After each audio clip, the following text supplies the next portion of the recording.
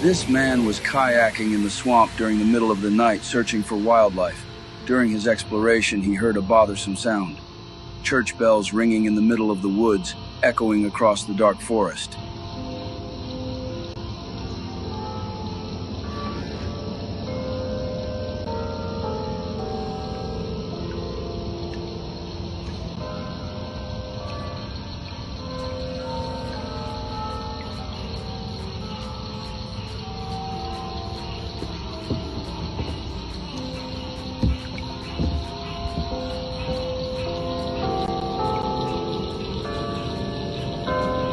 The weird part is that there wasn't a church or any building for miles. I don't know about you, but I'd paddle faster. No, don't like that. Follow the Soul Trap for more weird and paranormal content.